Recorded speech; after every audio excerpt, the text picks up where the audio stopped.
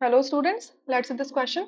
The question says match the column first with column second. Column first में आप complexes देख रहे हो, column second के अंदर आप कुछ words देख रहे हो, ये terms देख रहे हो, ये isomerism से related है. Linkage isomerism, solvate isomerism, coordination isomerism या optical isomerism.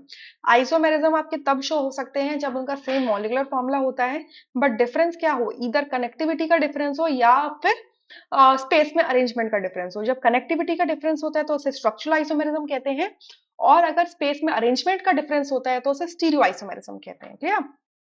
So a complex को अंदर देखिए, तो ए कॉम्प्लेक्स में आप देख रहे हो कि कोऑर्डिनेशन ही कैटायन है एंड कोऑर्डिनेशन ही एनायन है. सो यहाँ पर क्या हो सकता है कि ये जो लिगैंड है NH3, ये भी 6 लिगैंड कोबाल्ट के साथ बाइंड कर रहे हैं. हो सकता है कि ये कुछ एक NH3 जाके क्रोमियम के साथ बाइंड कर जाए और एक CN लिगैंड आपके कोबाल्ट के साथ आ जाए. तो इस तरीके से लिंकेज डिफरेंट हो सकता है, मॉलिक्यूलर फॉर्मूला सेम रहेगा. तो such isomerism is known as coordination isomerism. ठीक है, ये तभी शो हो सकता है जब कैटायन और अनायन दोनों ही कॉम्प्लेक्स स्पीशीज हो. राइट? बी में क्या लिखा हुआ है आपका? ये कॉम्प्लेक्स बनाया गया है, कोबाल्ट के साथ 3 NH3 लिखे हैं, 3 NO2 लिखे हुए हैं. तो यहाँ पर देखिए, यहाँ पर आपका क्या है, NO2 क्या होता है, बाइडेंटेड सॉरी एम्बिडेंटेड लिगैंड होता है. एम्बिडेंटेड लिगैंड होता है तो ये नाइट्रोजन के थ्रू भी बाइंड कर सकता है और ऑक्सीजन के थ्रू भी बाइंड कर सकता है. तो जब भी आपके कोऑर्डिनेशन स्फीयर के अंदर कोई एम्बिडेंट लिगैंड प्रेजेंट है तो वो चांसेस हैं कि वो आपके लिंकेज आइसोमेरिज्म शो करेगा. सो बी का मैच हो जाएगा फर्स्ट के साथ में, लिंकेज आइसोमेरिज्म. ठीक है, सी में लिखा हुआ है कॉम्प्लेक्स आप देख रहे हो, क्रोमियम के साथ 6 क्या लगे हुए हैं, H2O लगे हुए हैं. ठीक है, और आपका एक Cl3 लिखा हुआ है. तो आपका क्या हो सकता है कि Cl अंदर चले जाए, H2O बाहर आ जाए.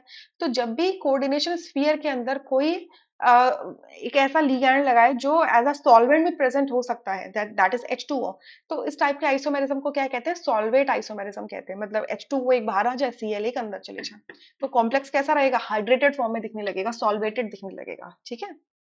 डी में है आपका सिस्ट, CrCl2OX2 3 नेगेटिव लिखा हुआ है. सो यहाँ पर अगर ऑक्सिलेट देखें तो एक बाइडेंटेड लिगैंड होता है और ये सिस्ट में बोला हुआ है, तो हेक्सा कोऑर्डिनेटेड है. तो कुछ ऐसा होगा ये आपका OX हो जाएगा. ठीक है, 2 OX दे रखे हैं ना, तो ये आपका सिस बोला हुआ है. तो अगर ये सिस बोला हुआ है तो इसको मैं ऐसे बोल के चलूं कि यहाँ पर आपका OX, यहाँ पर भी सिस होगा, और ये दोनों Cl भी क्या होंगे, सिस होंगे. तो सब क्या देख रहे हो, एक दूसरे से सिस है. ठीक है.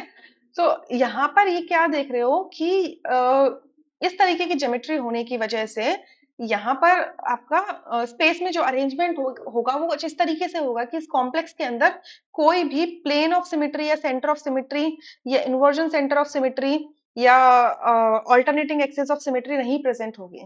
तो ये ऑप्टिकल आइसोमेरिज्म शो करेगा. ठीक है, तो इस तरीके से इसका मैच हो जाएगा second option. Rest options would be incorrect. I hope you understood this question really very well. Thank you.